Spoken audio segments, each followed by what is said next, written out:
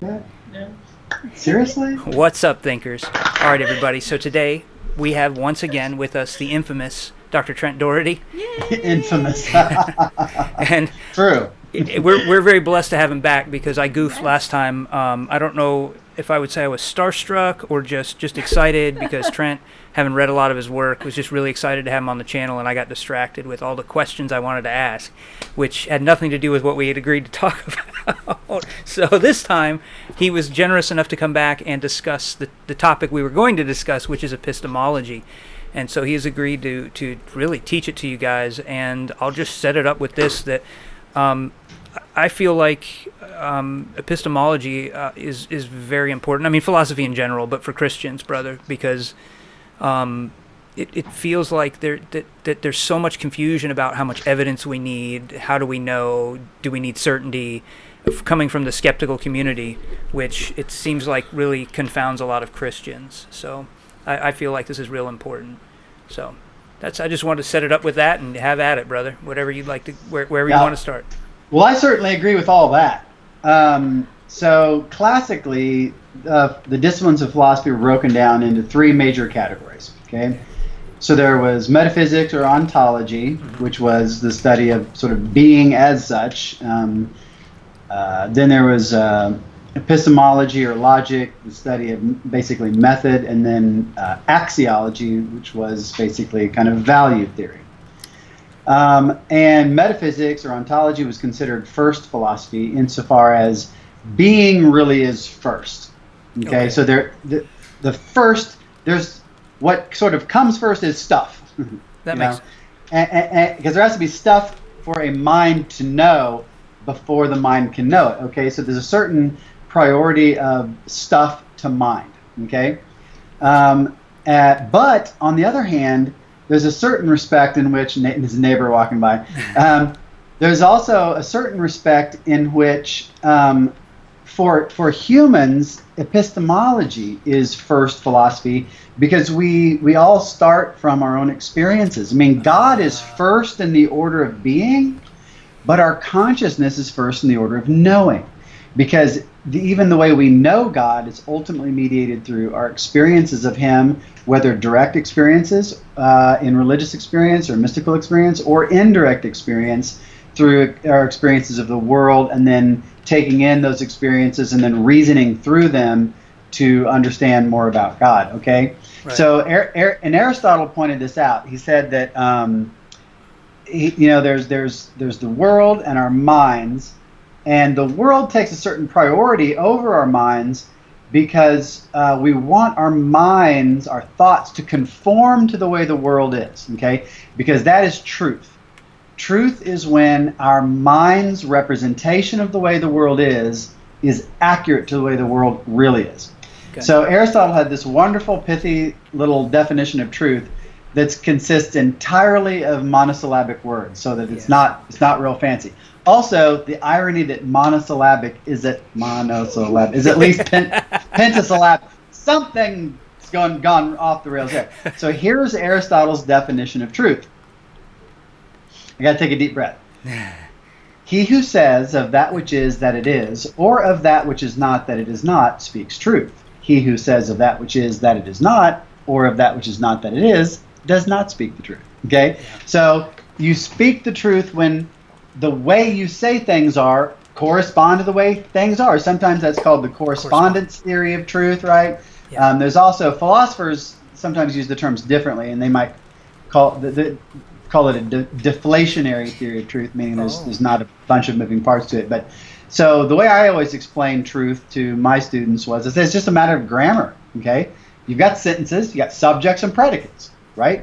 Mm-hmm. Subjects are names for people, places, and things. And predicates basically express, adjectives, descriptors, right? And so your statement is true when the person, place, or thing named by the noun actually has the property expressed by the predicate. So a predicate is a linguistic entity. It's the attribution part of a sentence. But the reality behind the predicate is what we'll call a property. or a feature of the world. Okay, so just as a noun is a linguistic entity that just stands in for a person, place, or thing, which are realities outside our minds, likewise, in a little more abstract way, predicates express properties. When I say the snow is white, whether I say it in those words or I say der Schnee ist weiß, or le blanc, Le neige est blanc. le neige est blanc, Yeah. okay? Whichever words I use in that sentence, they all express the same ideas. So we would say their common core is a proposition, okay? So the proposition is the abstract entity expressed by any fully formed linguistic thought, okay? And that proposition is itself going to have a structure.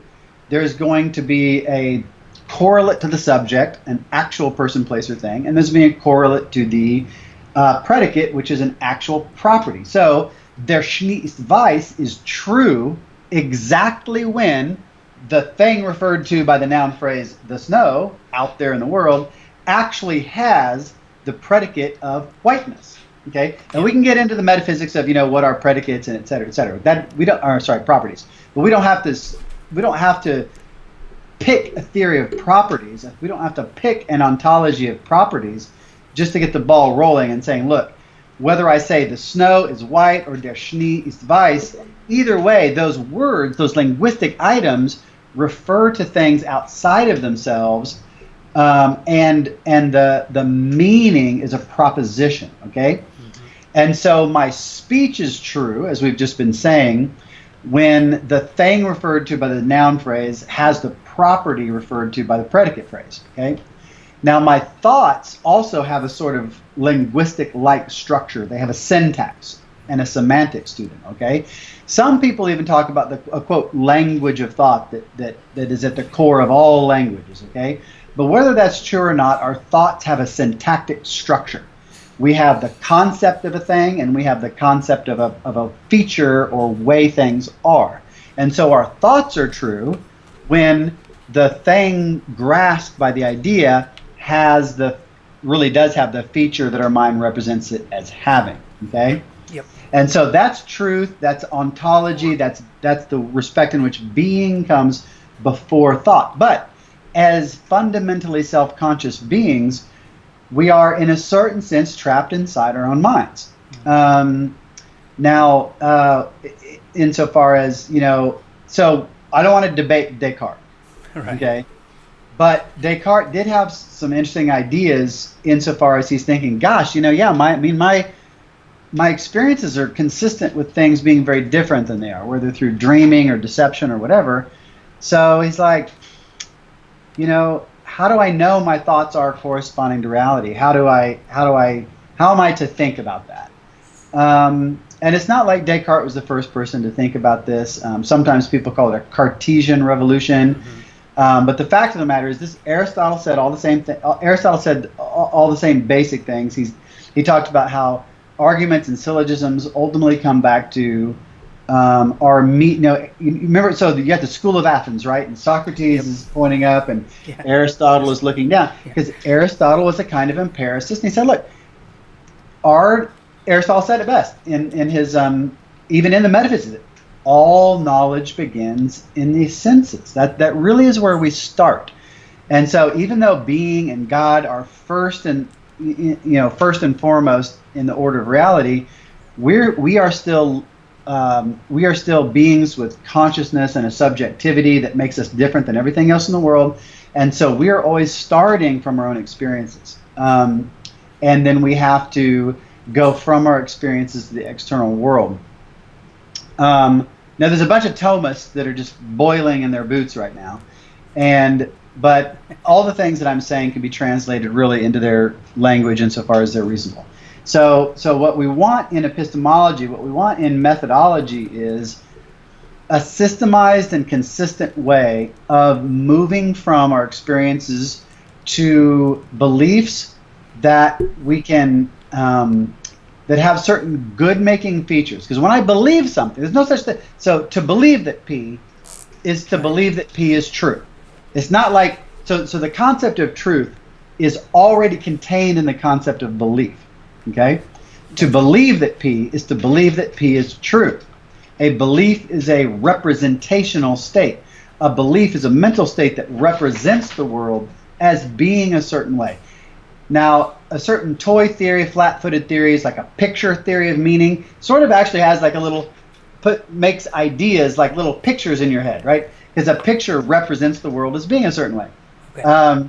Certain people's Facebook photos represent them as, being darker complected or less. I can't believe these apps that erase people's freckles. I'm covered in freckles. I don't know. Oh, me too. So yeah, that's cool. I gotta find that one. And I love it when it's summer and my son's little freckles come out on their noses and cheeks, But those pictures represent the people as being a certain way. Okay. And these pictures are false, right? They're inaccurate. They're inaccurate because they represent something as being a certain way that isn't really that way. Well, our ideas are like images insofar as they are representations of the way the world is. And our external assertions that a proposition is true, like when I say, I see trees, okay, that's an assertion is an act expressed in language through an indicative sentence that represents the world as being a certain way. But before there's a sentence in the indicative mood, and before there's an act, what it's called a speech act of assertion, there's a thought. And the thought represents the world as being a certain way. And so what we want to know is we want to have a theory about how to distinguish between assertions and beliefs that have a certain good-making feature that we might call reasonableness, rationality, probability of truth, constituting knowledge, things like that. We want our assertions to be true. That's why I started with all that rigmarole about truth, because our beliefs and our assertions at some level aim at truth. And they do so through a medium of what we might call rationality or reasonableness or something like that. Okay. So let's talk about these terms: reasonable, rational, justified, and then we'll talk about the term knowledge. Okay? So the first thing I want viewers to realize is that these terms are both terms of ordinary language as well as terms of art within the epistemic community. Okay. So you can easily use Google to show that people make claims all the time about what is reasonable or rational or justified. Okay. These are ordinary language terms. They're just part and parcel of the English language on an ordinary daily basis.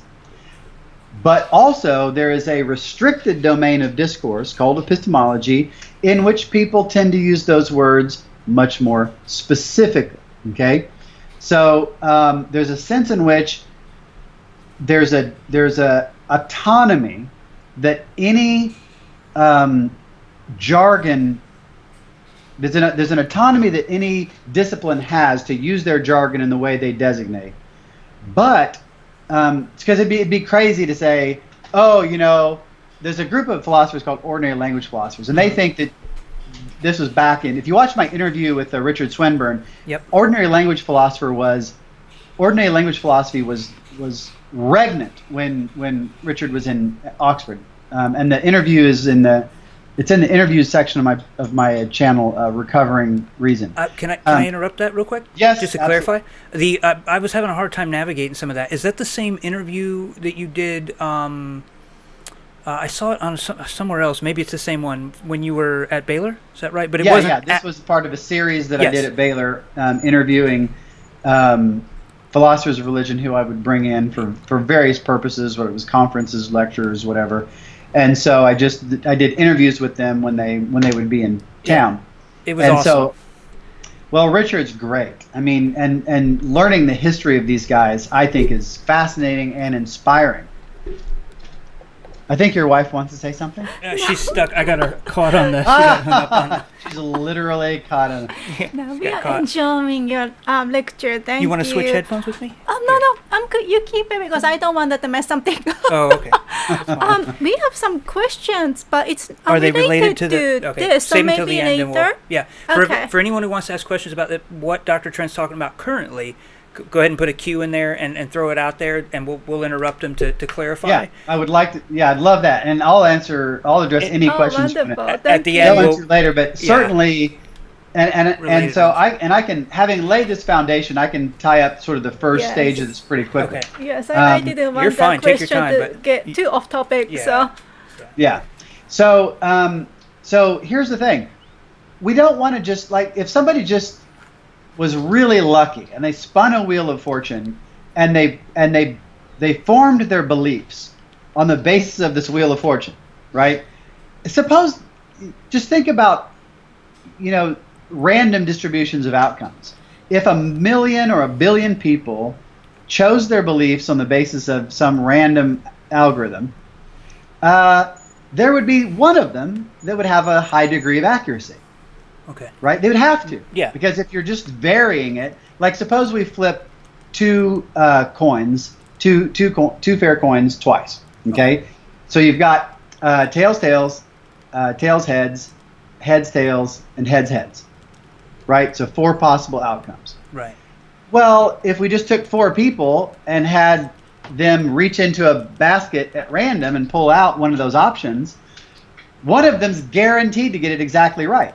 Right? Right. But if we tossed it 20 times and had a basket with 2 to the 20th,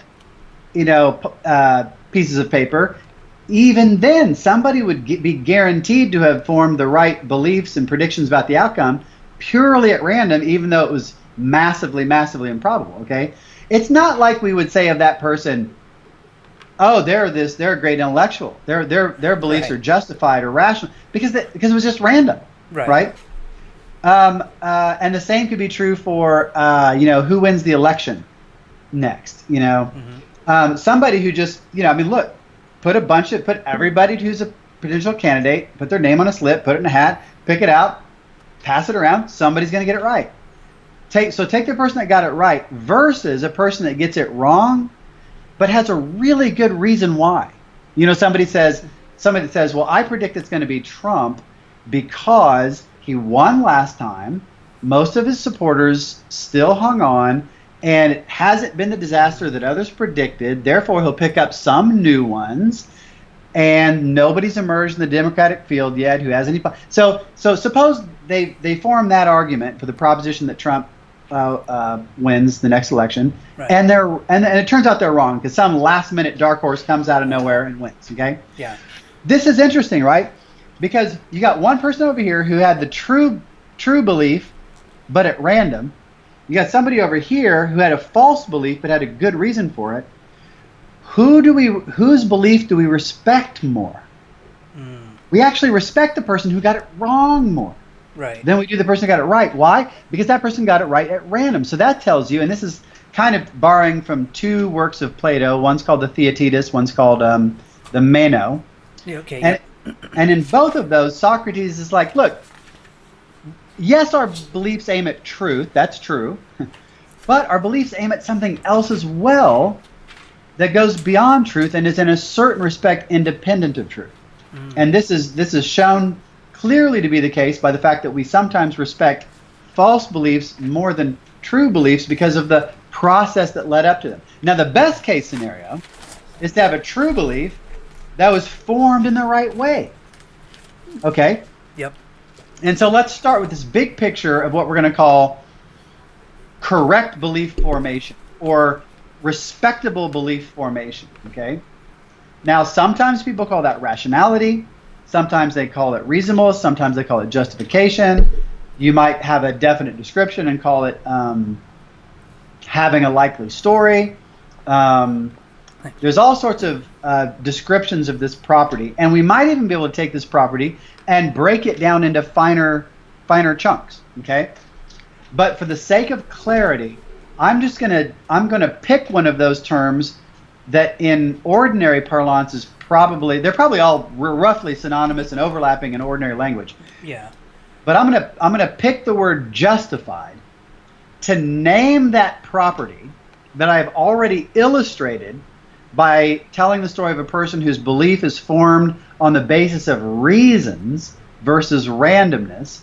And I'm going to call that property justification. And I'm going to call it epistemic justification because it's the sort of justification that beliefs have when they're formed in the right sort of way, okay? Versus ethical justification, right? Yeah. Or pragmatic justification. So it's a special kind of justification called epistemic justification. And it's called epistemic justification from the Greek word episteme, which sometimes is translated knowledge, but sometimes is translated as understanding and other things.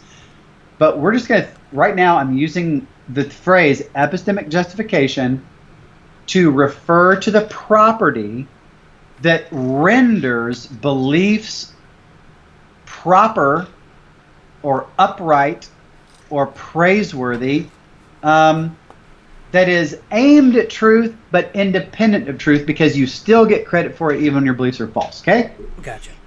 And we could call it reasonable belief, we could call it rational belief, we could call it justified belief. I'm just going to untangle these and to make some certain things more clear, I'm just going to call that justification, okay?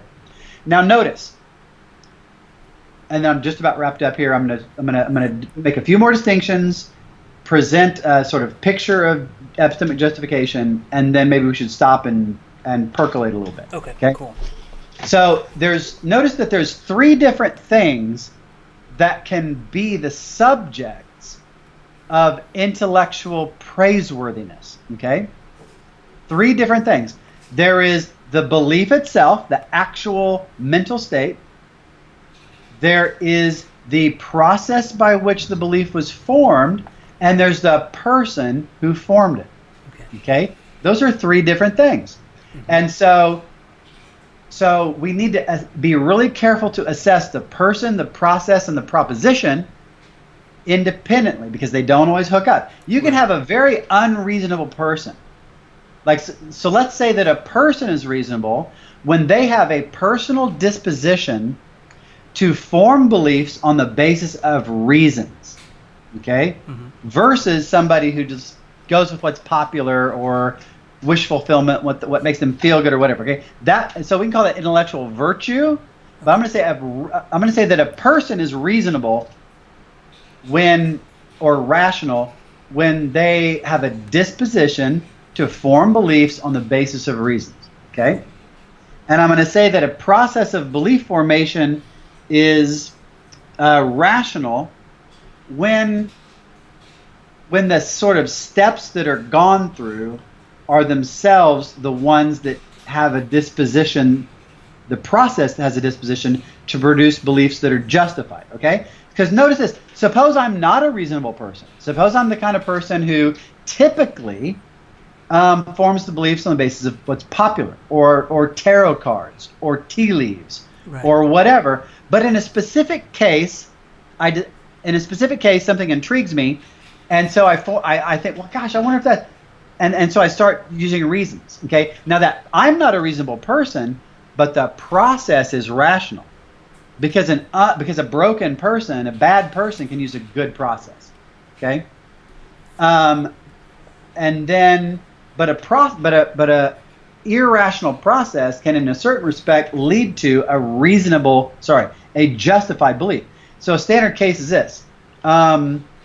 Suppose that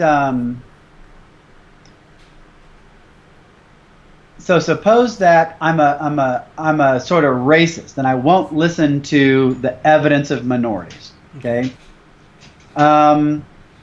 But suppose that in a particular case you've got a minority person and a non-minority person, and they've both been eyewitnesses to the same event. Okay.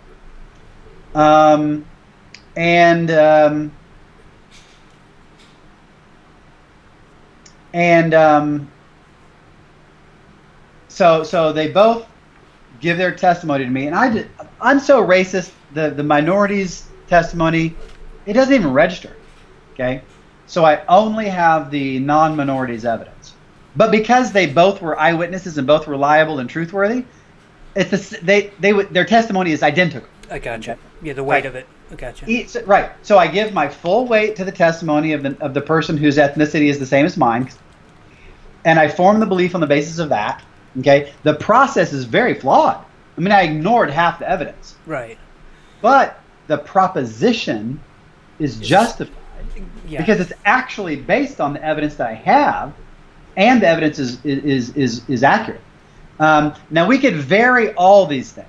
Okay, we could. There's all sorts of dials we could turn to distinguish between various kinds of epistemic status. So in that final case, I'm personally unreasonable. That is to say, I do not have a disposition to form belief on the basis of reasons. My process was irrational because it was based on racism. Yet the proposition was justified because it's based on the evidence that I in fact have, and in this case even supports the truth of the proposition. So I'm not praiseworthy as a person intellectually. The process is not praiseworthy intellectually. I've got two dogs down here too. Sorry. Nevertheless, the proposition has the praiseworthy feature of being justified by the evidence, and in this case we can say true because the evidence was even accurate, let's say. But all of these things can come apart. So I make all these distinctions only to make sure that we're focused, that when I'm talking about a type of epistemic goodness, right, we can be perfectly clear about whether we're evaluating the person's reasonableness, the process's rationality, or the proposition's justification, because those are three different things. Now, I've already said what I think constitutes a reasonable person, a disposition to form beliefs on the basis of reasons. The really quick version of the rationality of a belief-forming process would be that basically, like, did you weigh evidence? Okay. That the process was one that was sensitive to evidence in a certain way.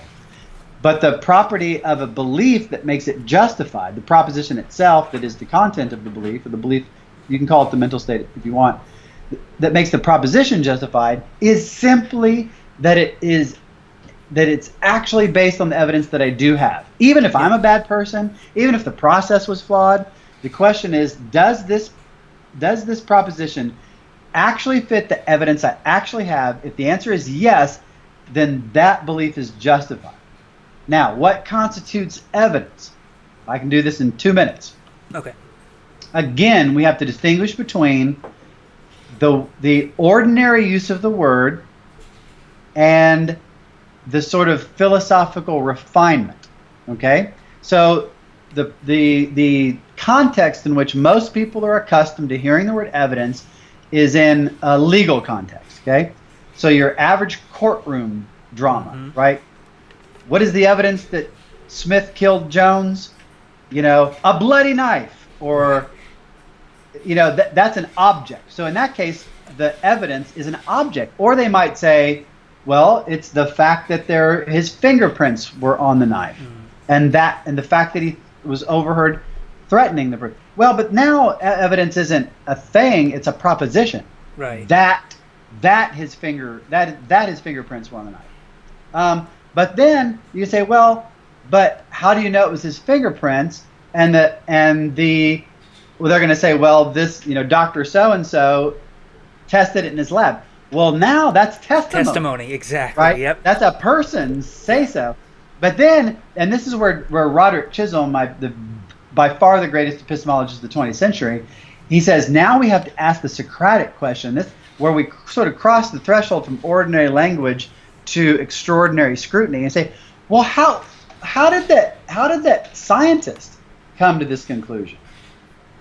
Well, at some point, at least, let's see. He's looking through a microscope. Let's say it's going to be that the scientist had a certain experience, right? That he looked into a microscope and saw a certain pattern, or whatever. We can change it however we want.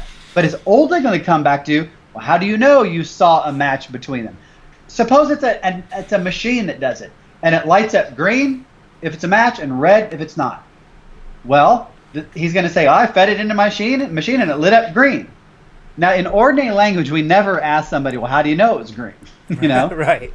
But Chisholm says, as philosophers, we need to poke a little more, because if we want a sort of notion of basic evidence that ties together all our ordinary language usages of the word evidence, we need to poke a little farther. So if you ask them, well, how do you know it was a green light? Well, I mean, I hosted Phenomenal Green. I mean, I looked in that direction and I had a greenish experience, right? And so there's a sense in which all that edifice of evidence is founded upon personal experience. Yeah. The whole edifice of science is founded upon trust in testimony, as scientists all accumulate their reports, and personal experience, as scientists undergo the human process of looking at things and having experiences. So, what is evidence ultimately? Ultimately, evidence consists in our most basic experiences of a certain sort. Because some experiences contain what you might call an assertoric modality.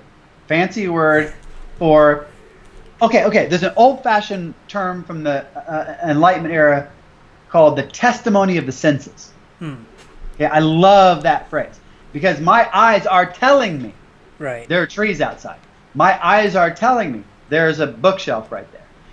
Now, whereas when I close my eyes and I imagine a really red apple, I have the experience as of a red apple, but there's no assertoric content there. The experience does not claim to me that there's an apple. Whereas when I look at an apple over there, that experience has a different modality. It's a different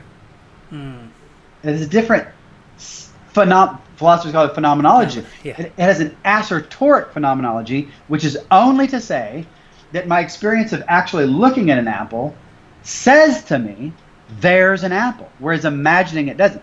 So our fundamental evidence comes down to a subset or special class of experiences with assertoric content. Okay. And these experiences can be from our five senses. They can be from the sort of sixth sense, which is the kinesthetic sense. So like with my eyes closed, I know my hand is behind my head. I know my hand is in front of my face. I know my hand is on my left side, right? That's a sense. Yep. This is the kinesthetic sense. But I also have the faculty of rational insight. When I consider whether it's the case that A is equaling B and B is equaling C logically entails that A equals C, I think of that, yeah, of course. When I consider the corresponding conditional to modus ponens, if P then Q, P therefore Q, I'm like, absolutely, of course. If I consider the corresponding conditional to the fallacy of affirming the antecedent, affirming the consequent, if P then Q, Q therefore P, I think, no, that doesn't work, right? Right. 1 + 1 = 2. Definitely. 1 + 2 = 5. Definitely not. These are experiences. And this same with memory. Like, if you write down my number and then write down 3 or 4 variations, very close variations of it, and put it on a list, I'm going to be like, yep, it's that one. How do I know that? Because I have the experience of recognitional awareness. Okay? So and also, like, do you believe that it's going to rain? Because I'm looking at the sky right now. It's like, well, introspection, right?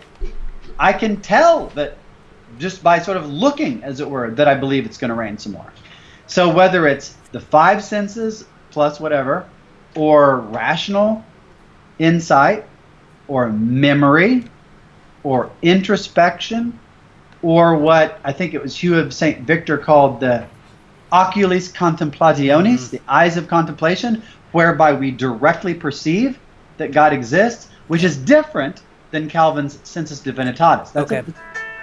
The sensus divinitatis is a little more indirect. The sensus divinitatis is when you have an experience of something that then translates into a belief that there's a God. The oculis contemplationis is a form of mystical perception or what? Gosh, what's the guy's name? The religious experience guy that came up with Rudolf Otto. What he called? What is the term? We'll think of it later. Yeah, I'll message you later on tonight and go, hey. Mystical. Shoot. The heck was the word? Anyway, it's a direct numinous perception. There you go. Numinous perception. It's so the oculus contemplationis is more like Otto's numinous perception. It's a direct perception of the divine. It's a direct apprehension of the ultimate other, whereby this experience tells you, just like an experience looking right at a Granny Smith apple tells you there's something green, directly tells you there is an ultimate other, capital O other, out there. And just as that experience of that Granny Smith apple justifies the belief that there is something green in front of you, likewise, the immediate perceptual experience as of the ultimate other justifies that belief as well. That's all we have in the end. All our beliefs, scientific, legal, medical, whatever you want them to be, they all come back to but the fundamental evidence of experience that we can then apply the rules of logic to and reason outward to other things, but it all starts there. And you can, if you want, and so Roderick Chisholm, easily the best epistemologist of the 20th century. Yes! I got it per your recommendation. That's the second edition. That's the best one. Yeah, I love this. The second edition is... Yep. Yeah. But I tell you what, though, if you can find a first edition, the first edition is twice as thick and has tons of history of philosophy in it. Oh, I'm going to get that one then. And so all that stuff in that edition, he derives ultimately from a Stoic philosopher. It'll come to me later. Right. He might not Maimonides, not. No. Maimonides is a Jewish medieval. Oh, I'm sorry. Yeah. My mind's all over the place. Anyway, he might mention the guy in the second edition, but certainly in the Sextus first. Empiricus? No, he's too early. Carneades. Oh yes, okay. So in the first edition, when Chisholm is first developing his epistemology, he quotes Carneades and Augustine, Saint Augustine, because Saint Augustine was aware of the Stoic philosophy really well too, and they were responding to Sextus Empiricus and other skeptics, and they would say, look, and this is why Descartes stuff was all prefigured in the Stoics, and they'd say, look, you can maybe deceive me that I'm eating sugar, but you can't deceive me that I'm experiencing sweetness. I mean, that just is what it is, right? You can put, to fast forward today, you can put artificial lemon flavoring in something and tell me, right, like water. But you can't tell me I'm not experiencing the flavor as of lemon. Yeah. Right? That experience is immediate, direct, and either infallible or nearly infallible, and it certainly immediately justifies the outcome. And so Carneades and Augustine, when confronting these cases of skepticism, both basically said, look, I can't have absolute certainty that I'm not being deceived, but I can rest assured that that I'm having these experiences. And their resolution of the skeptical puzzle was, I have a sort of prima facie justification that things are as I am experiencing them to be, unless you can show otherwise. Okay? So that's their fundamental resolution of skepticism. It's like, yeah, you're right. I can't have absolute certainty. But if I seem to be seeing the sun, and I see clouds, and I see sky, etc., if I'm having that experience, could I be dreaming? Yeah. Could I be in the Matrix? Yeah. Could I be subject to delusions of a demon? Yeah. But guess what? Until you tell me some reason to prefer those hypotheses, I'm a fully upright member of the intellectual community by taking those experiences at face value and trusting them. Okay? And that's where radical extreme skepticism goes wrong and becomes all sorts of problematic, is when they think the onus is on the other person. No. a skeptic has to provide premises and a conclusion for their argument. Yep. I don't have to buy into skepticism. I am justified in accepting my experiences for what they claim, unless you can give me a specific reason to distrust them. If you can say, oh, well, yeah, see, I switched this light off, so I've got some, lighting to the both sides of me that has some whitish wax paper over them, some diffusing paper. Well, you could put a red gel over or something, and I could say, look how red my skin is, and I could say, I look red, and you would maybe believe that I'm red and maybe be justified. But then I could say, oh, see, I'm taking off the gel, and I show it to you, and okay, now you have a defeater for your experience. Okay. Right.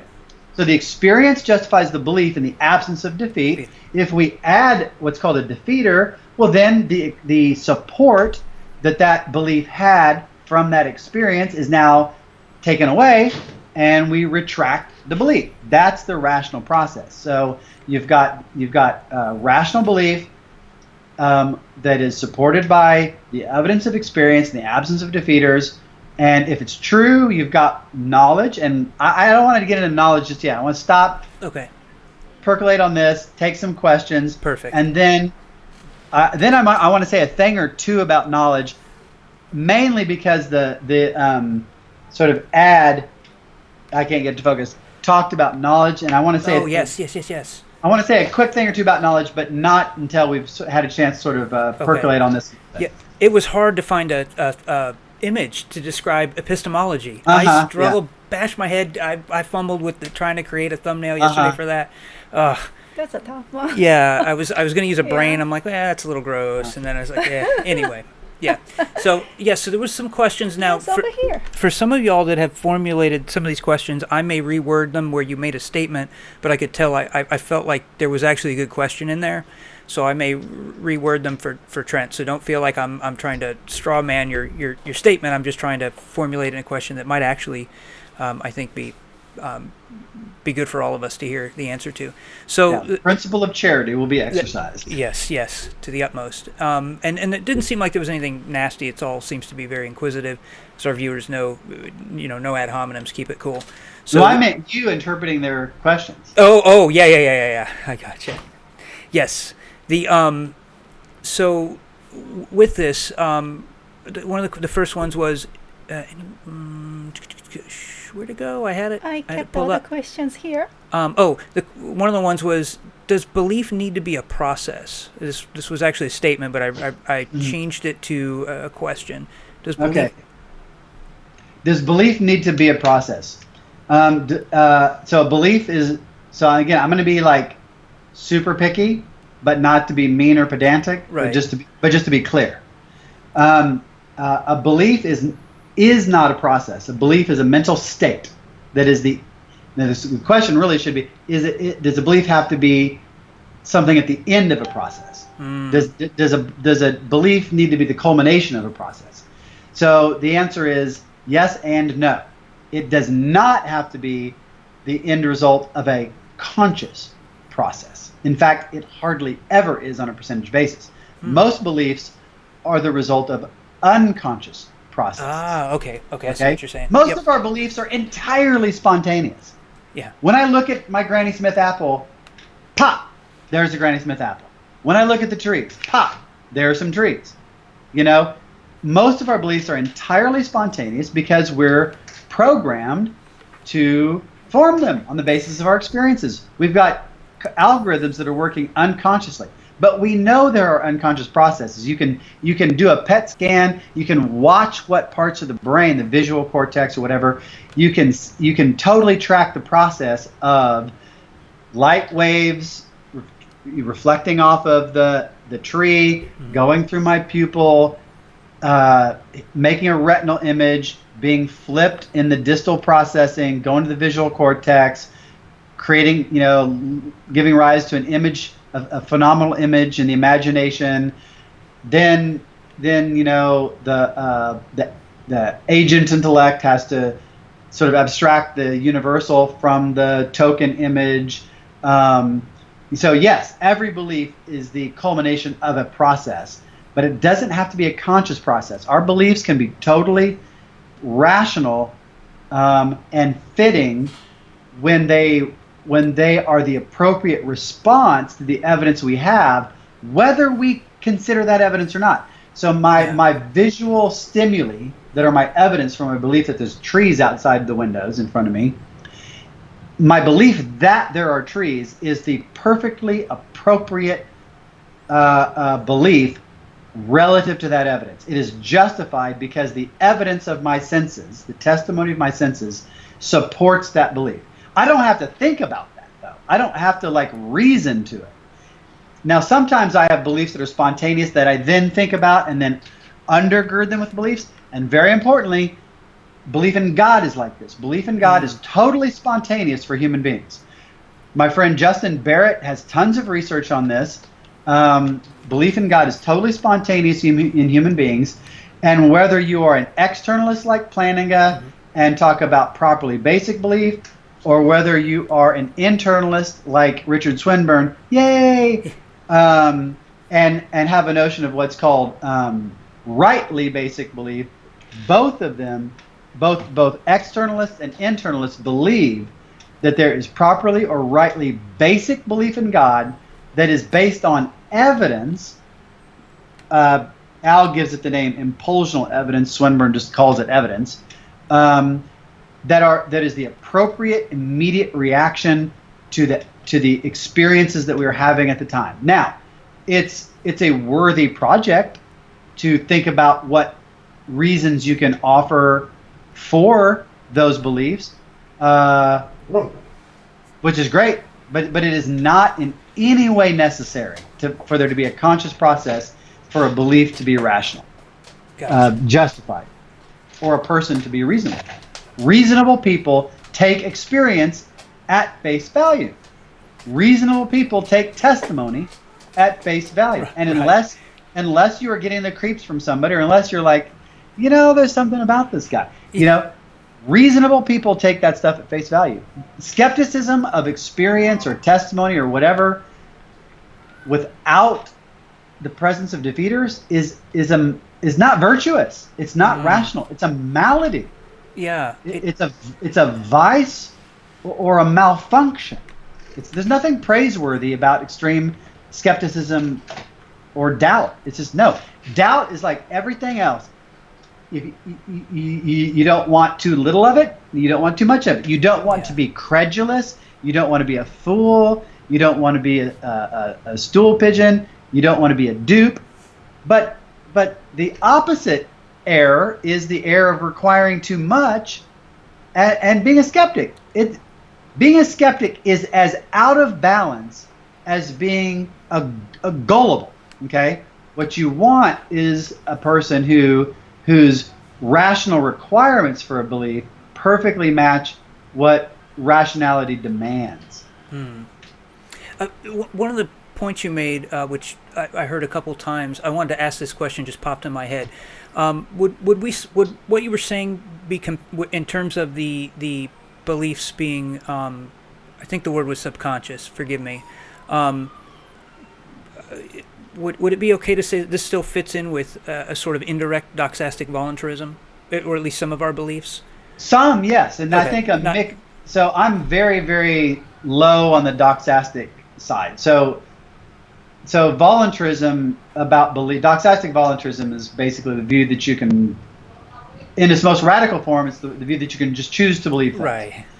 Now, if that were the case, your beliefs would only be rational if you chose to believe the ones the right ones. Independently, appeared you'd have the right reasons. Now, I think I'm of the pretty far other end of the spectrum, where I think belief is like a cold. You just catch it. But you can expose yourself to circumstances that make it more or less likely. So indirect, yeah. Yeah, right. So I could bring, I am not free to believe that this light over my head is not on. Right. And if I could choose to believe that the light was off without my empirical evidence changing, I would be rationally messed up. Yeah. I mean, think about it. A being that could somehow choose to believe contrary to the obvious evidence would not be virtuous, would not be reasonable. That would not be an intellectually praiseworthy property. Now, but I can bring it about that I believe that it's off. I will do so now. Right. I just turned it off. Right. Okay. Now, I am not free to believe that it's not off. Right. Right. But I will now magically bring it about that I believe that the light is on. Right? Yeah. So no, I do not think we can or even should choose our beliefs. We should just be reasons responsive. And that's part of the property of reasonableness or rationality of a person, is when they have the disposition to be responsive to reasons. That takes choice out of it altogether. But I've got a paper called, I forget what it's called, but there's a version of it in a book called something about intellectual virtue. No, it's called The Ethics of Belief. There's a book just called The Ethics of Belief, edited by John Matheson and Rico Vitz. It's an Oxford anthology full of essays on the ethics of belief. Okay? And mine is called The Ethics of Belief is Ethics, period. Because the idea there is the only place that choice enters the realm of belief is in choosing to seek the evidence or not. And that's where choice comes in. Is, are you going to choose to read you wonder whether there's a God. Okay. Are you going to choose to read the relevant book or not? It's blurring the book. Yeah, that's Swinburne's. It's actually pretty good. This blurry background thing keeps me in focus, and I'm so moving around that it's impressive that it tracks on it. It is, but are you going to read the book? Because if you're not going to choose to read the book when you wonder whether there's a God, and you've got a guy who's got a book, is there a God, and you choose not to read it, that's irrational. Right, and then. But if I could, sorry to interrupt. I know some are going to wonder this question in terms of particularly a lot of our viewers are Christians, and even if they're not, is this the same, or how does it play or interrelate to these types of whether we can choose or not choose our beliefs? So doxastic, voluntarism, involuntarism, direct, indirect. How does it relate to free will and determinism? Because it seems like they're not the same thing entirely. We're not talking about the same thing. They do relate. Yeah, I mean, so my actions are determined by two things: my beliefs and my desires. If I have a desire to quench my thirst, and I believe that there is water in here, then I will naturally drink it. If it's actually coffee. I don't know why I said water. So suppose I desire some caffeine to pick me up, and I believe there's coffee in here, then I will drink it. Now, let's vary both of those variables independently, okay? Suppose that I believe there's coffee in it, but I desire not to have coffee because I don't want to stay up too late. Well, then I won't drink it. Or suppose that I desire coffee, but I believe that it's only tea, then I will not drink it. Mm. So whether I drink from this, the action of drinking from that or not, is fully determined by what beliefs I have and what desires I have. Now, and I've already said you can't choose your beliefs, and I also don't think you can choose your desires. So it makes it look like our actions are not free. Here's where I think the locus of human freedom is. This is a view that Chisholm held. It's a view that Peter Van Inhogen, who's probably the world's foremost studier of free will, think. It's basically, it comes down to that old thing. There's two wolves fighting in your brain, and which one wins? The one you feed, right? Right. So I think the fundamental locus of free will is simply consciousness itself. I can choose where to look and what to concentrate on. So if I'm wondering whether there's a God, I can, and there's a part of me that's saying, yeah, you like the little angel demon thing, right? Yeah. I can choose who to listen to. And so if one of them's saying, yeah, there's that Swinburne book, everybody says it's really good, it's pretty short, it's pretty cheap, really no excuse not to read it. And then the other voice is saying, just go have fun, I can choose which one to pay most attention to. And which one I pay most attention to will determine what my desires are. I can stoke the fuels of desire to get to the truth, or I can sort of throw cold water on that. Okay? And so if I fuel the flame of desire for truth, then that will lead me to read more. If I throw cold water on that, then I'm going to be less so. And notice that choice about whether to read the book or not, that's based on my desire, is going to affect what beliefs I have, because it's going to affect what information I have. So I actually think, and I think a lot of people really miss this, is that, again, our intellectual edifice rests on desire. It rests on desire because that determines what I know, what information I have. Do I desire the truth or do I not? That determines whether I'm going to read, whether I'm going to think about it, whether I'm going to dialogue, whether I'm going to cross-check my beliefs or I'm going to challenge my beliefs, and whether I desire that and how much is partly up to me, because I can encourage that desire or I can squelch that desire. And this is what I sometimes call Pascal's second wager. So Pascal in the Pensées also has a wager where he says, look, okay, so you don't know whether there's a God. You think maybe there is, maybe there isn't. Well, you better figure this out, he says. He says there's nothing more important for you to do than to get an answer to this question. And I actually think that's, in a way, a more powerful dilemma and wager than his other one. And wasn't it Pascal that said you should expose yourself to things? I mean, because you were. Yeah. I'm smiling because I was thinking about this. This reminds me of something Pascal said. He says. I mean, his whole thing in the passage where the wager comes from, the main wager, is he says. So the wager is jump in, and basically the wager comes down to taste and see that the Lord is good. And he says, go to church. Mm-hmm. See what happens. Yep. That's literally what he says. He says, go to church and see what happens. I remember that. That's awesome, brother. Thank you for clarifying it, because I knew when you hit on some of it where it sounded like how it played into doxastic voluntarism. With Christians, of course, there's always a debate over free will and determinism or compatibilistic or causal determinism and all these different things. So there were going to be people that wanted to know how that fit into it. I also think that the confusion there comes from a confusion over two senses of the word faith. Sometimes the word faith expresses the content of a belief or belief-like state whose contents are called the faith, right? Right. So, or the articles of faith, which is a set of propositions. Mm-hmm. And so sometimes the word faith refers to that stuff and the belief or belief-like state. But there's also faith in the sense of commitment to following a way. Okay? And in the ideal case, they go hand in hand. They come together. But they don't always do that. Sometimes it's Pascal's wager. Sometimes it's you walk the path before you form the beliefs.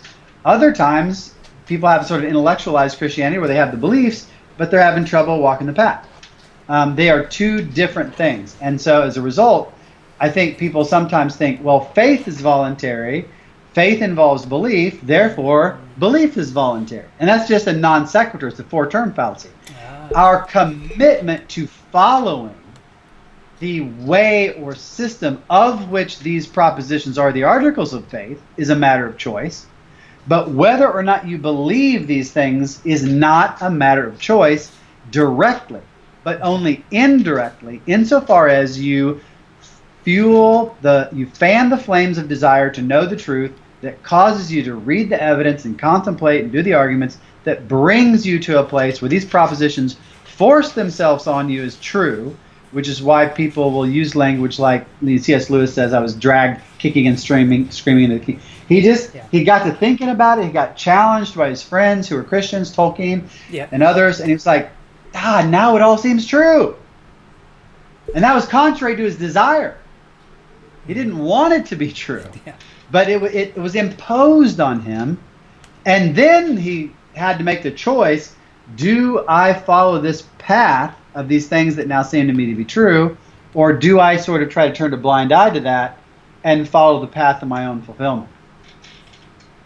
Awesome. Let me see. There's some more questions here on these things that we've talked about. I'll try to keep them short. This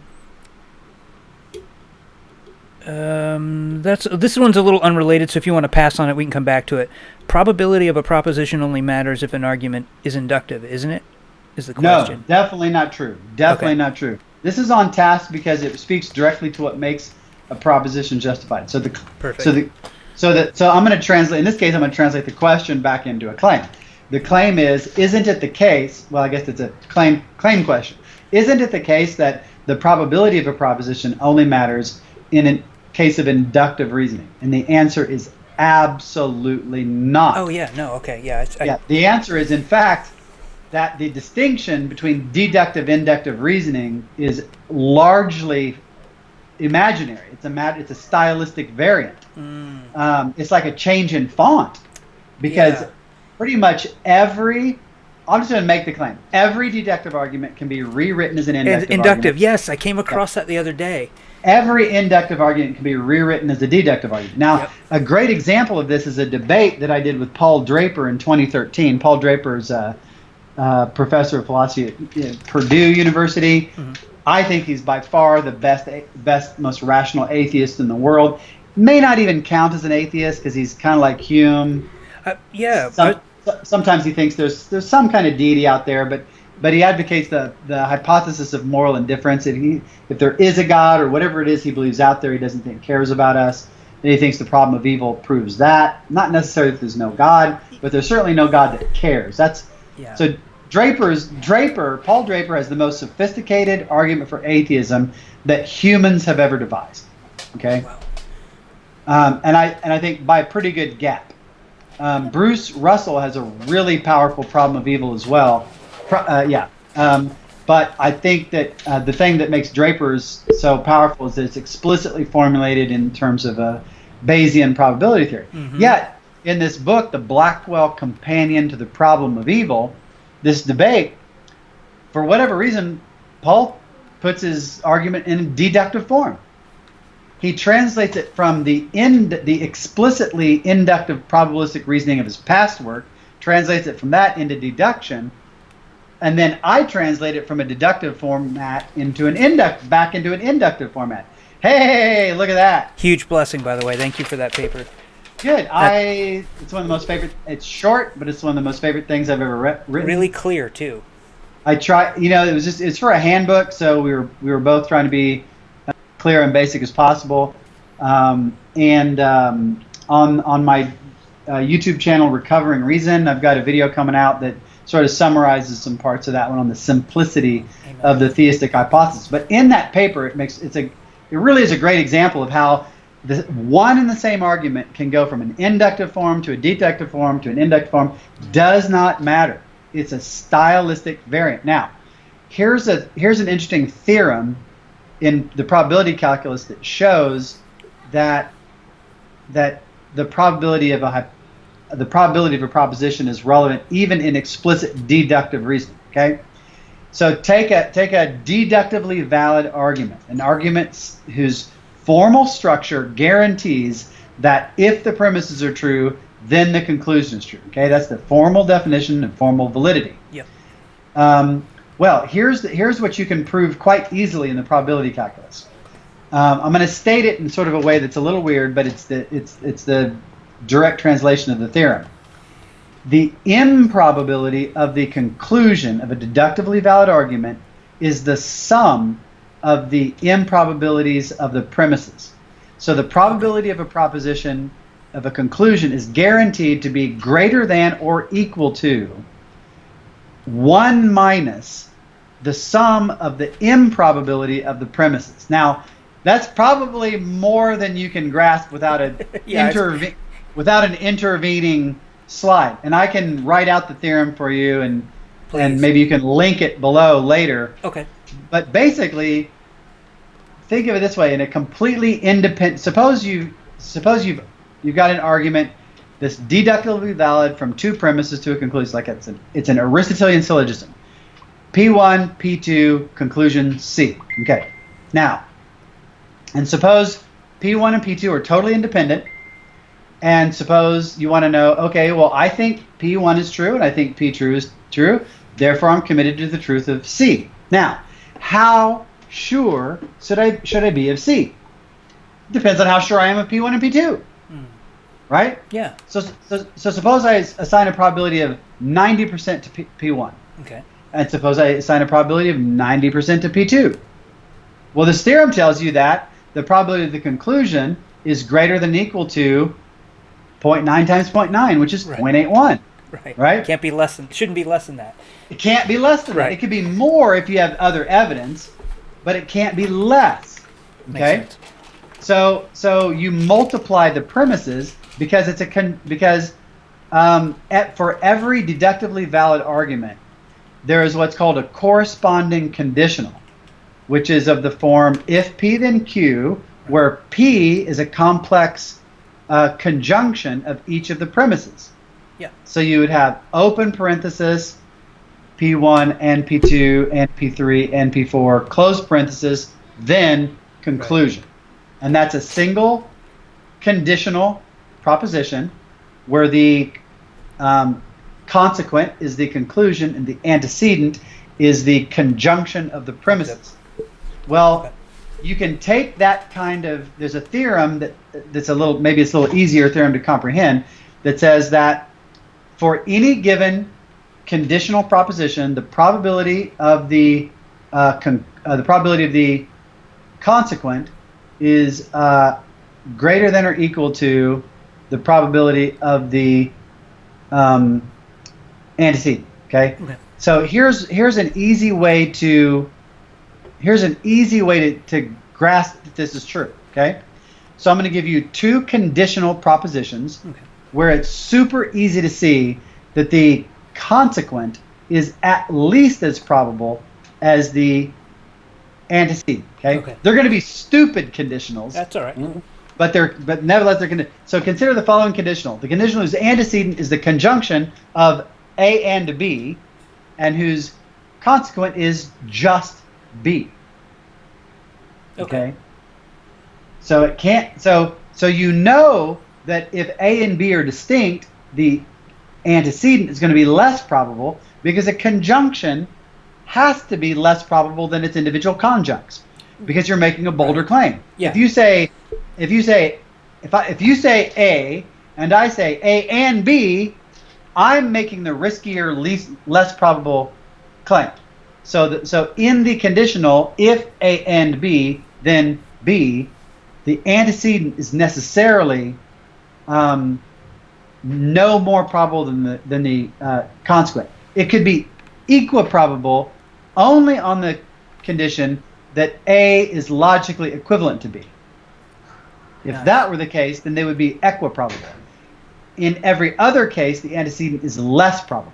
Okay? Yeah. Now consider the conditional proposition if P, then either P or Q.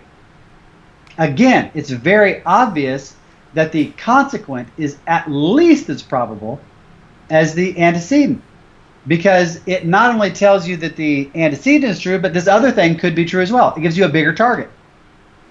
Okay? Yeah. So these two sort of silly conditionals illustrate the theorem that in any conditional proposition, the probability of the antecedent is greater than or equal to, the probability of the consequent is greater than or equal to the probability of the antecedent. Well, for any given logically valid discursive argument, deductive argument, we can create a conditional proposition called the corresponding conditional, because it's the single conditional proposition that corresponds to to this discursive, logically valid deductive argument where the consequent is nothing but the conclusion and the antecedent is nothing but the conjunction of the premises. Okay? Mm-hmm. So that shows you that you can take a probabilistic theorem and apply it to a deductive argument, and it makes relevant the probability of the premises of the deductive argument, because the probability of the premises tells you exactly how probable you should take the conclusion. Yeah. And notice that because of the problem of dwindling probabilities, suppose you've got so I've done this in an Excel spreadsheet a lot. So let's say you've got an argument that has 4 premises. Okay? And it's deductively valid. And let's say you're 98% sure of all the premises. Okay? Okay. So I'm going to try to take 0.98 to the 4th power. Okay. I might have to take my rotating screen off. So let's take 0.98. Go back. 0.98 raised to the power of 4. What does that equal? 0.92. Okay. Now, it would be entirely reasonable. So some people think that hold to like a threshold theory of reasonable belief. So like if something is 51% probable, you should not believe that thing. You should believe that thing is more likely than not, but that's different than believing that P. Believing that P is more likely than not is very different than believing P. Okay? Because you can believe something is likely without believing that it is true. Gotcha. Okay? Gotcha. Yep. If we're dealing with this binary notion of belief. Well, is 0.6 enough? Doesn't sound like it. Really? Is 0.7 enough? You might think so. Is 0.8 enough? Getting closer. Is 0.9 enough? Some people will say yes.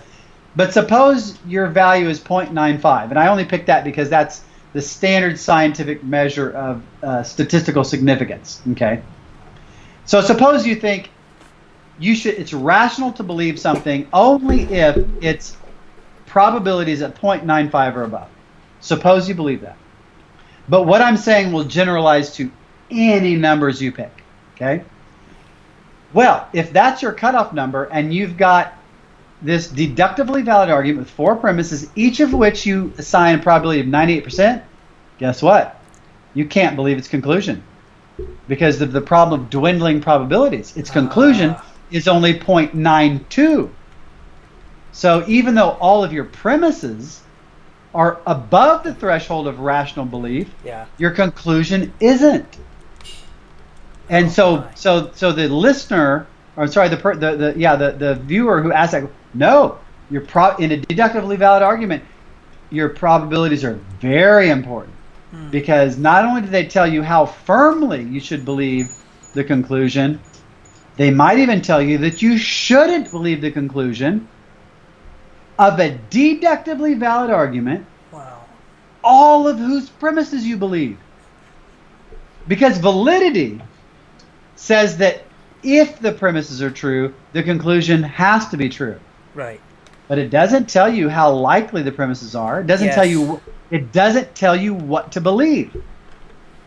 And those are two very different things. That's epistemology, and you got to keep logic and epistemology separate as disciplines. They're very related because epistemology is going to use logic, but they are not the same thing.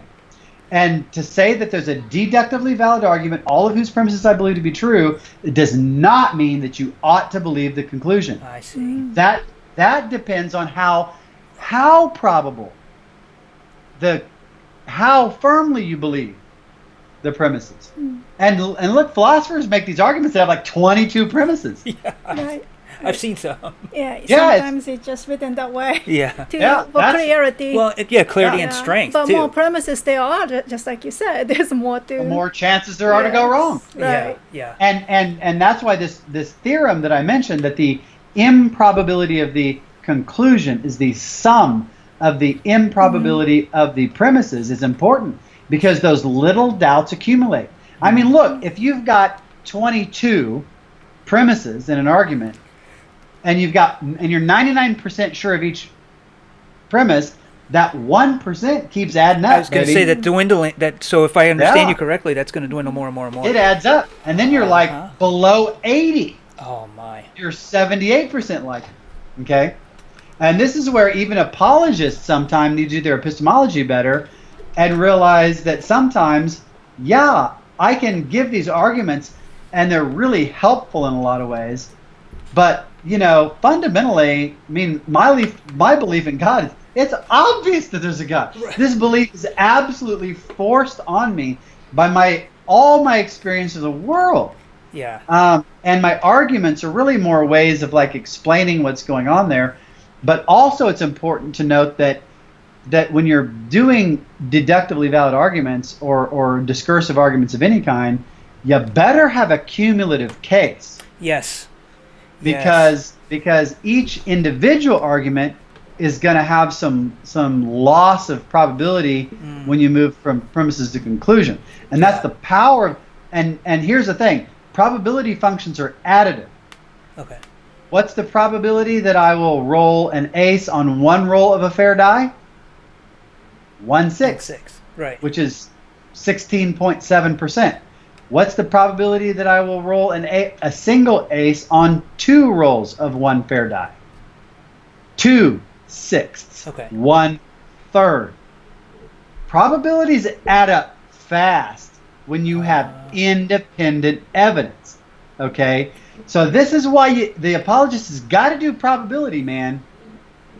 Deduction on itself, a bunch of you got to know probabilistically where you're losing probability and where you're gaining probability. And by knowing probability theory, you can measure the loss and you can measure the gain.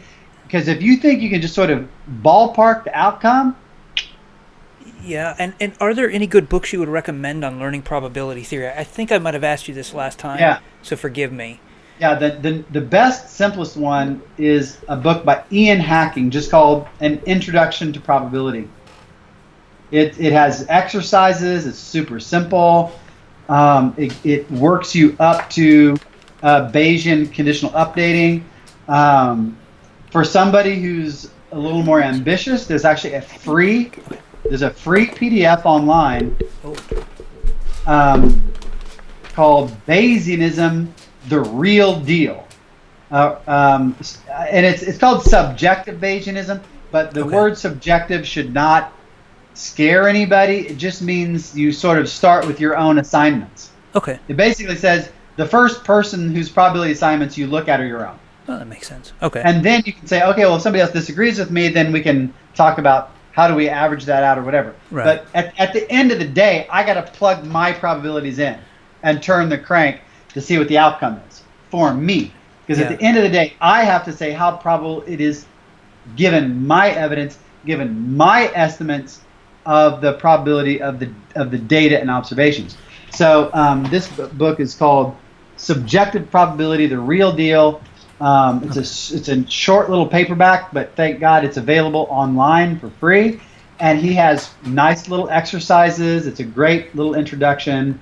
And then pretty much every book by Richard Swinburne has a primer on probability theory. His book, The Existence of God, has a chapter that's a sort of primer on probability theory. My favorite epistemology book, Richard Swinburne's book, Epistemic Justification, has a little primer on probability. Let me get another plug that I started to do a little earlier and I forgot about. So we were talking about religious experience. We're talking about numinous perception. In my opinion, the very best thing written on this is the first section of Norm Geisler's book, Philosophy of Religion. Oh, okay. Which is also a compendium of deductive arguments for the existence of God. I was Norm's research assistant in seminary. That's cool. He was incredibly, profoundly influential on me. And he died this past year. Yeah. And that's a huge, huge, huge loss. But people don't realize this, but he wrote his dissertation at University of Chicago, Loyola University of Chicago, on religious experience. Really?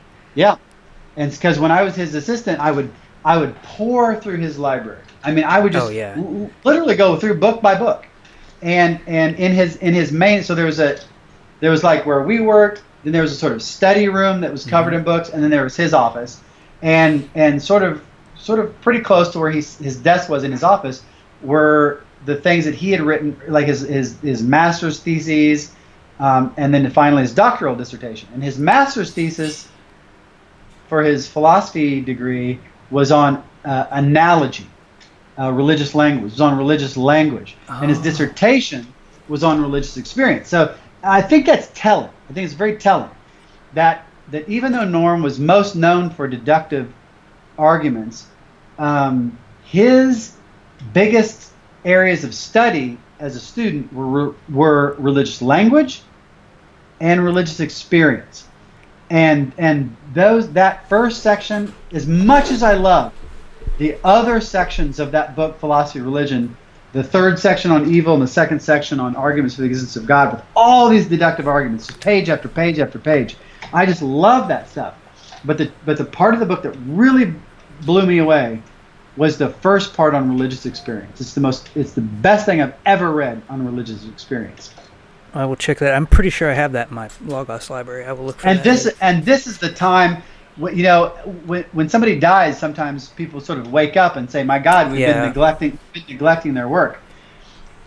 His book, Christian Apologetics, also starts with a chapter on methodology, where he basically presents the evidentialist sort of view that I'm presenting now.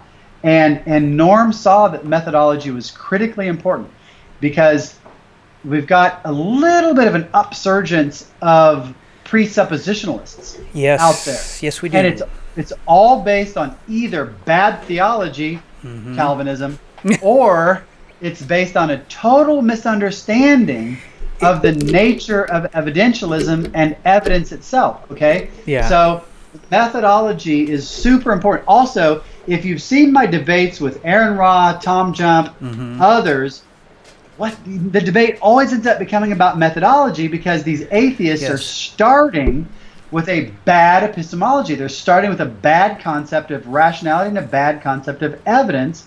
And so I think it's critically important that the Christians start with methodology and develop a sound epistemology, sound theory of evidence, what I'm calling a reasonable evidentialism, a moderate evidentialism that steers between the extremes of hypersubjectivism or fideism on the one hand and rationalism on the other.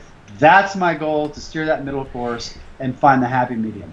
Yeah, and it seems if I could throw in a plug for a paper I wrote, it's probably not very good, but anyway, I did one on fideism, and it was interesting to me to see how fideism transitioned into what you were mentioning. I mean, you didn't make the connection here, but presuppositionalism. It's interesting how those two share a lot of there's a lot of crossover there. No, there absolutely is. They both share the sort of I'm taking my ball and going home methodology.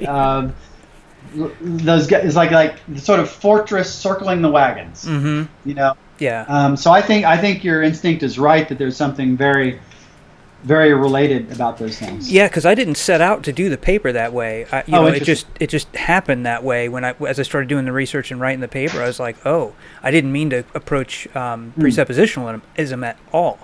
So that was interesting that it sort of came out that way. That connection strikes me as very intuitive. Are there other? So that was a really good. Anyway, that was a long answer to a viewer question. But I do think it was really important. That was awesome because, to be honest, this is like a Christmas wish list come true for me, because I wanted to ask you about probability theorem anyway. So that worked out perfectly. So let's see here. Considering planning as I remember this question. Reformed epistemology. Utopia Buster asks, couldn't intuition be a supportive evidentiary data point for properly basic beliefs? Well, technically, intuition as a support of belief in God would not fit in the externalist notion of properly basic belief that Plantinga lays out. Okay. But it would fit into the notion of rightly basic belief that Swinburne talks about. Okay, because there, for Plantinga, there's always a process involved where you behold something about the world that then translates into causing a belief to occur. Whereas for Swinburne, it's more immediate. It's more like a religious experience. And to say that you have the intuition that God exists is basically just to say you have this direct perceptual awareness of God. And so that fits that internalist model of the oculis contemplationis, of numinous perception that Swinburne calls rightly basic belief. And it's really unfortunate that Swinburne is neglected on this, in part because when Al talked about evidentialism in his 1984 book, he introduced the notion of that it was the view that you had to have arguments for belief to be rational. Whereas evidentialism, the view in epistemology, is that you need evidence. Mm-hmm. But notice that evidence is a much broader category than having arguments, because some of my evidence I can articulate, and some of my evidence I can't. Because some of my evidence has been processed consciously, and some of my evidence has been processed unconsciously. Okay? And so some of that I can bring up to consciousness and articulate, and some of it I can't. There's a big difference between having reasons and giving reasons. Okay? There's lots of things that I have reasons for that I don't know what it is, or I can't articulate it. Okay? And that might make the difference between knowing that I know or not knowing that I know, but that's different than knowing versus not knowing. Okay? Knowing versus not knowing is a different issue than knowing that I know or not knowing that I know. Okay? Mm-hmm. Because my claiming that God exists is actually a different claim than my claiming that I know that God exists. Oh, yeah. Okay? Two different, they're subtly different, but they're importantly different. And so there's three places that you can see this issue cleared up. And because I talked about this a lot with my students at Baylor, and there's 3 papers where I worked with students to get the ideas out in public. One is in a journal called Phil Papers. Yep. Okay. And it's just called Religious Epistemology, and it goes through how it goes through how Reformed epistemology is perfectly consistent with evidentialism. The other one is called something like Reforming Reformed Epistemology and Internalist Sensus Divinitatis. Mm-hmm. And it's written with Blake McAllister. And it gives a fully internalist model of the Sensus Divinitatis. And then the third paper, I can't even remember what it's called, but it's co-written with Brandon Rickabaugh, and it was a response to Paul Moser. It's got natural theology in the title. Part of the problem of writing so much, you literally forget what it's called. Yeah. And a lot of times, the wonderful thing about having bright grad students is you can say, hey, let's, right, and they need publications. It's a point where I don't need any more publications. They can use them, so I'm like, okay, fine, let's write this up. But I never even pay attention to where it's coming out. I just okay, we're publishing this somewhere, right? Yeah, okay, great. Yeah. Literally don't remember what they're called. I think I have several of those. I'll post links to them in the description down below later. But the thing that all 3 of those papers have in common, other than being co-authored with really bright grad students, is that they all address the ways in which evidentialism in epistemology is in no way the faux evidentialism in Reformed epistemology. And that, in fact, all of the things you get or want with Reformed epistemology and externalism, you actually get with a reasonable internalist evidentialism. Yeah, and I prefer your so I would assume, because I caught this in your Reason Common Sensism paper. That wasn't the title of it. Anyway, I'll remember the title. I'll put a description down below in the box as well. Which is that you're an internalist, correct? Absolutely. Okay, yeah. Die hard. Yeah. And the same sources, like J.P. Moreland back in the day, when all of us young high school and early college apologists were running around listening to audio cassettes of lectures of J.P. Moreland, he was teaching from Chisholm's second edition of the Theory of Knowledge. The first Chisholm book I ever got was at Liberty University for J.P. Moreland's epistemology class. No kidding. Yeah, it was the just released third edition of Chisholm's Theory of Knowledge, which is in some ways not as good as the second edition, which is in some ways not as good as the first edition. But yeah, so Chisholm is kind of the font of the Christian apologetics internalism.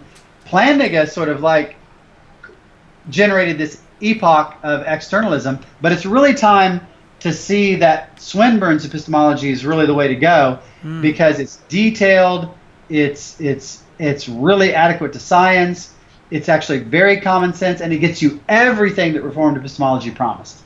Okay, yeah, because the problem I run into, and like Nash seemed to, in defending, was it Ronald Nash, in defending Reformed epistemology, I forget it's a book on philosophy of religion, seemed like he was just sort of saying, well, Plantinga doesn't need to describe or defend why Reformed epistemology makes some of the claims it makes. And I kind of went, yeah, it does. If it's a methodology, it doesn't matter whether it's a methodology defense has to be justified. Yeah, exactly. It's no good. I mean, you could say, well, if you say that the proposition that properly basic epistemology, that Reformed epistemology is properly basic.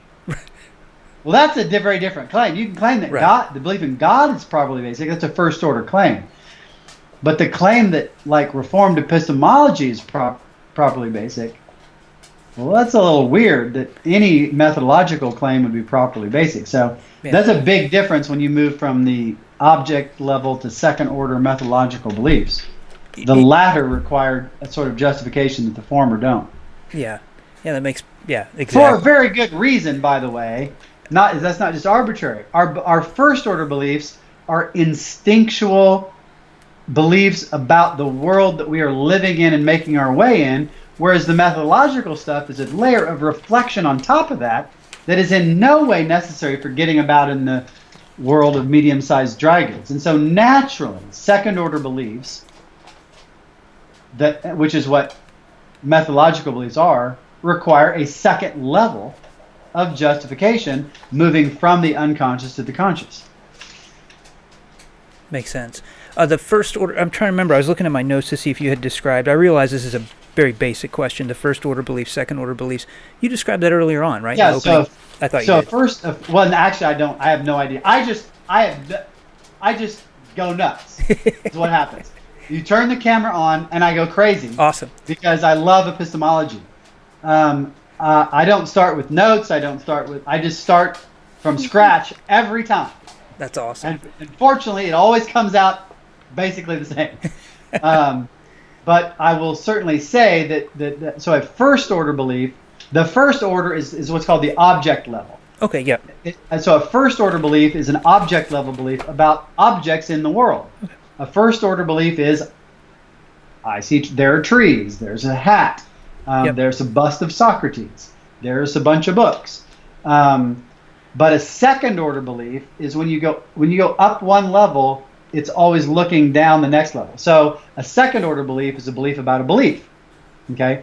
So I also have beliefs about my beliefs, namely that they are rational in general.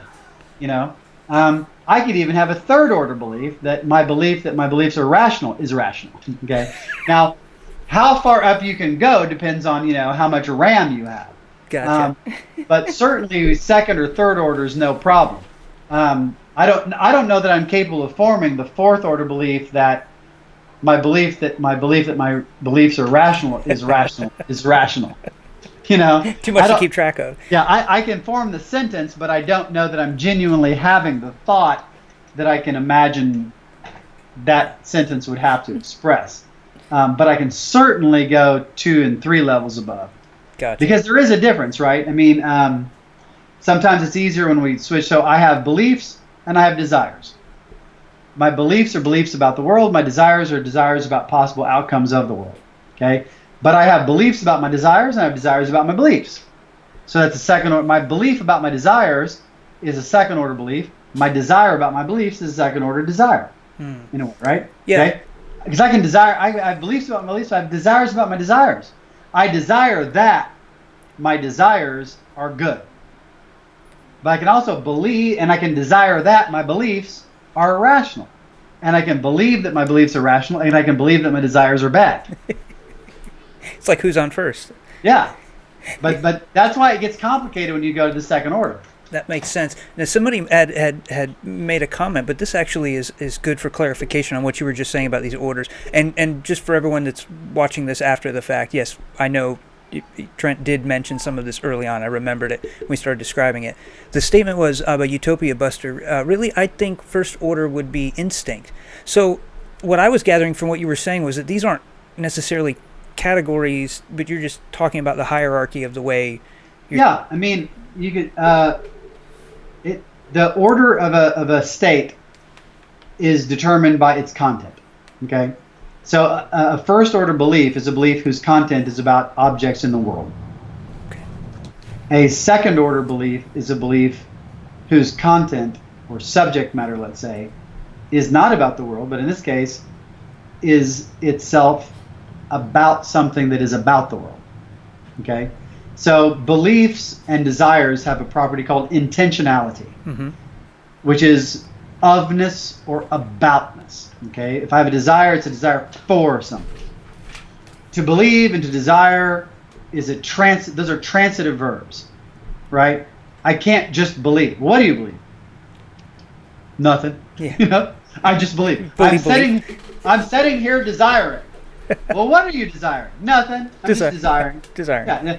But to believe and to desire are transitive verbs. They take an object.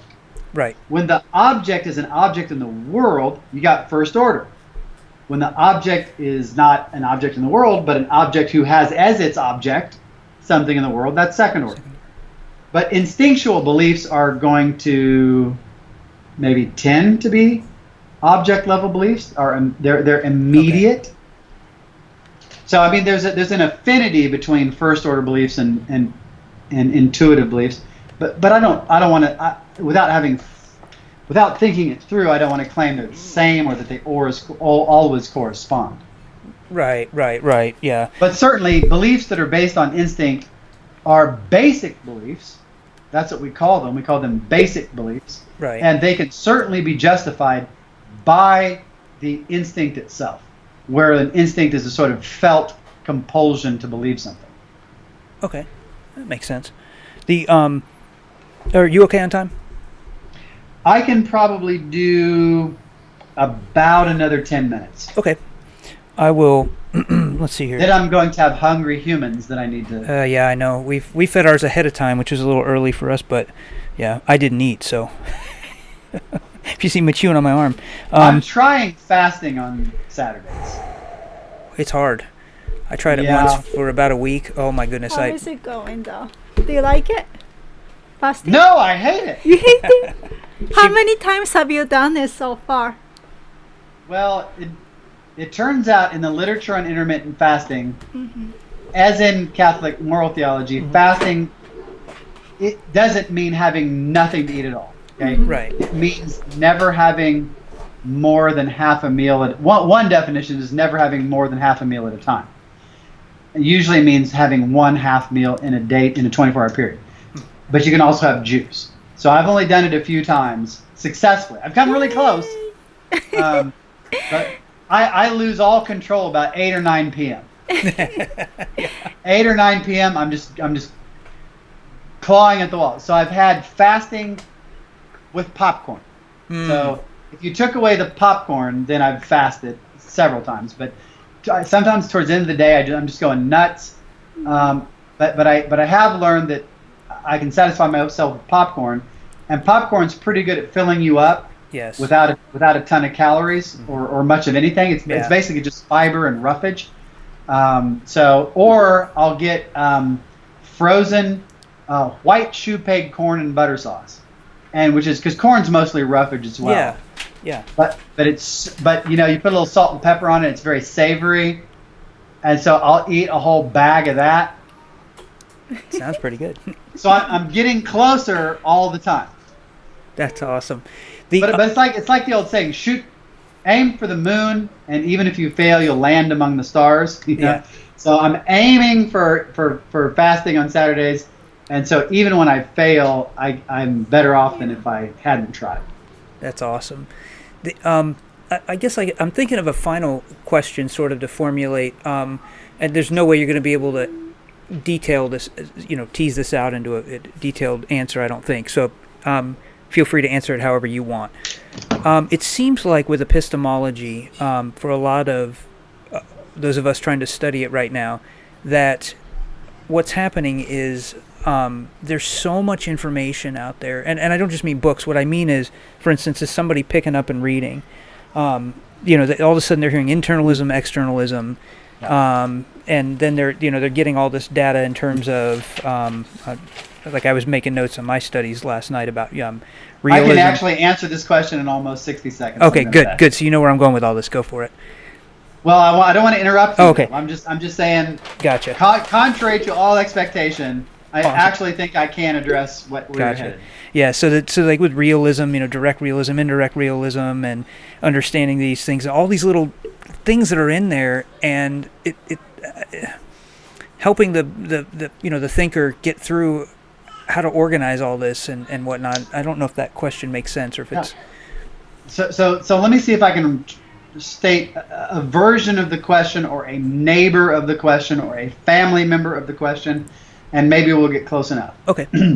So as it sounds like you're getting in this direction.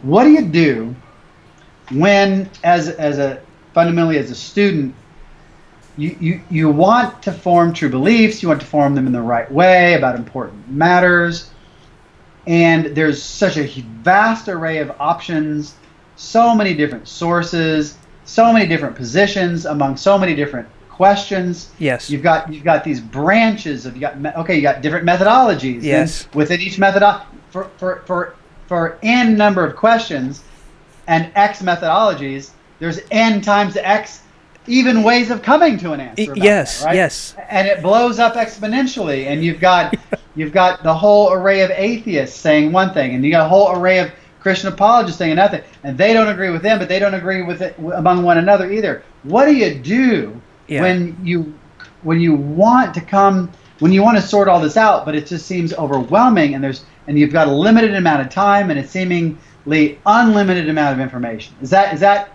at least a cousin of the question you have in mind? Brother, not only did you say exactly what was in my mind, but you said it obviously way better than I did. So yes, that's it. Right.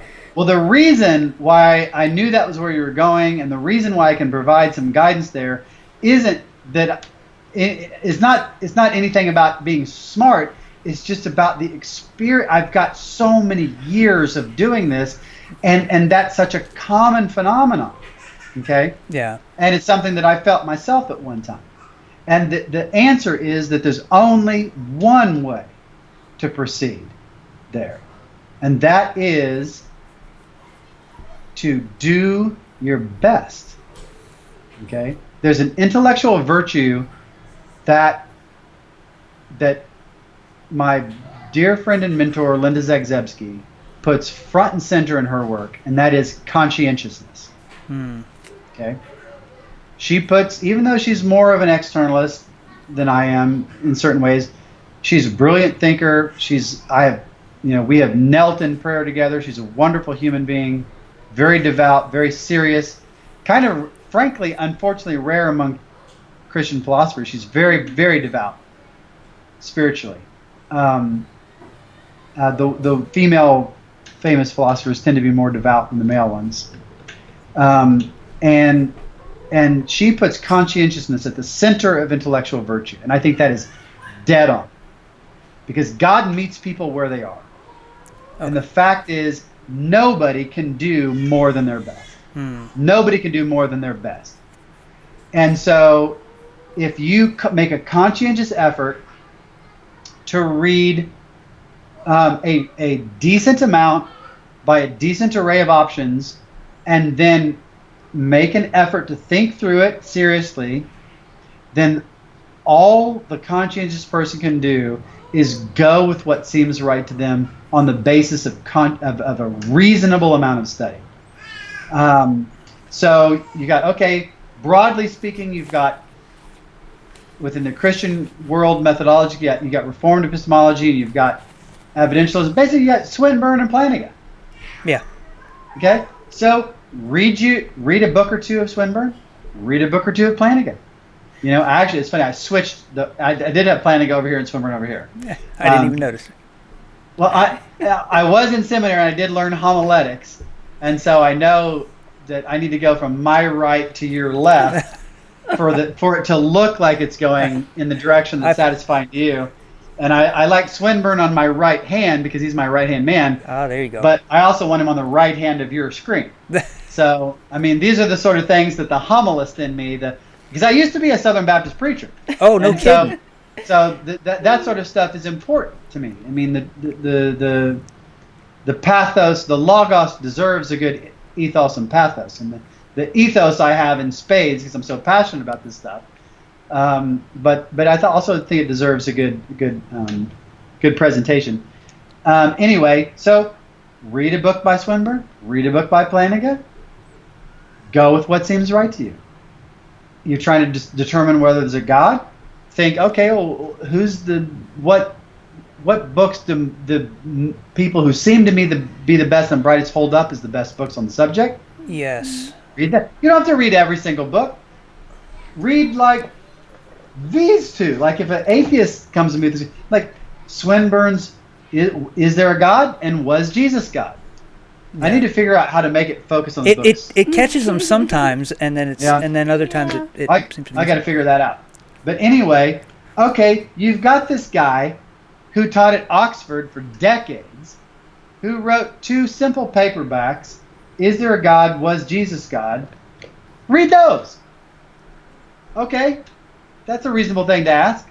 Yeah. But like beyond, and then just go with what seems right.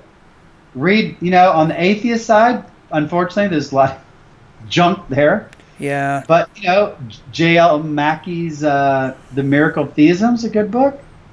Graham Oppy's not bad. He's at least fair with the material. He's super fair. I think he's a bit baroque in his writing style sometimes, but, he's very fair. And ultimately, trust your experience of the world. Sometimes you just got to pan out and say, look, fundamental. Either the universe it's like a glass of spilled milk.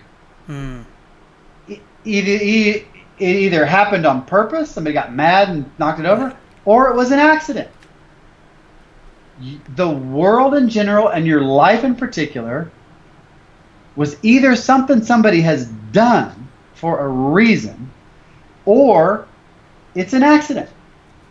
And just ask yourself, does the world seem more like an accident or more like something on purpose? We can go in the arguments all day long. Yeah. But fundamentally, just pan out and say, accident or chance? I'm sorry, accident/chance or purpose? My life, the human condition, even the fact that we care about the problem of evil so much. Why? Yeah. Why? Why do we care? Right. Yeah, and I'll say it all fits into. I can fit evil into a world with a good God so much easier than I can fit the goodness in the world into a picture absent a higher purpose. Yeah. So sometimes, so the answer is twofold. Just make a reasonable effort to reason a reasonable amount, and then just go with what seems right to you. If you've been a virtuous individual, nobody can hold you accountable for doing more than your best. You don't have to read everything. Read some of the best and brightest, and then move on. And then, so that's the first fold. The second fold is sometimes you just got to pan out. And like the Lord, Liar, Lunatic. So, is there a God? Well, is this chance or accident? Yeah. We can get into probability theory. We can get into fine tuning, but fundamentally, look around you for God's sake. Yep. And was Jesus God? Well, who else would he be? Yeah. Who else would he be? Yeah. There's no other legitimate option. Yeah, that's a great point. And so what I don't like to see is people getting into apologetics and going down a rabbit hole that takes them away from the obvious. The arguments are fantastic. There's a ton to learn from the arguments. You can learn a ton from the arguments. You can strengthen your faith. You can actually even become more humane through the arguments. I think the Problem of Evil can do that. Yeah. I think people who read my book on animal suffering... I was just going to say, Problem of Animal Pain. Yep. Frankly, can become more humane individuals by taking the problem of animal pain more seriously. So I think going through the arguments has a lot to offer. But let's remember, the arguments didn't start our faith, and they're not the end of our faith. They are learning instruments, and they are helpers for people who don't have the belief to sort of help them get to a point from which their objections are going to fall away, and they will be able to have that clear vision and be able to step back and say, yeah, of course there's a God. Frankly, if there wasn't a God, I wouldn't care whether there was a God. The very fact that I care whether there's a God fits with that there being a God better than there does not. Yes. Okay? So we can't confuse what the usefulness of the arguments with the source of rational belief. The source of rational belief is our spontaneously rational reaction to the world and our experiences in it. The arguments are just ways of teasing that out and learning more from the fine details and maybe providing a ladder for others to come to a place of belief. But the arguments are not the source of our belief. Yep. Nor should they be the source of anybody else's belief. They're just ladders you climb up to get to a position from which you can see clearly that there's a God, or see clearly that Jesus is God. Yeah. Ultimately, it's that vision that justifies the belief, and that's probably the best last word for me to. That's awesome, brother. Hey, we love you and we appreciate you coming out. And if you guys haven't checked out Trent's channel, Rationality Rules, where Recovering Reason. Oh. What am I saying? Recovering Reason. My goodness, I need to eat. See, that's a problem. I haven't eaten all day either. Low blood sugar. Oh, yeah. Sorry, guys. Between the Maimonides comment, I might as well have said Spinoza. And then that, my head's not working. But anyway, yes. So Recovering Reason. I almost blurted out the Slam Harris anyway. I was trying to correct my mind from doing that. Slam Harris book blog is now a playlist on the Recovering Reason channel. Awesome. Yeah, it is really good. I enjoy your videos on there, brother. Huge help, and I hope you'll come back sometime at your convenience when it's good for you, because I know everybody loves it, and we really appreciate it. So, that's it, brother. Hey, God bless. Have a good one, and we will see all of you. We love you all as well, and we will see you soon. Take care. Right on. Thanks a lot. You bet, brother. Bye-bye.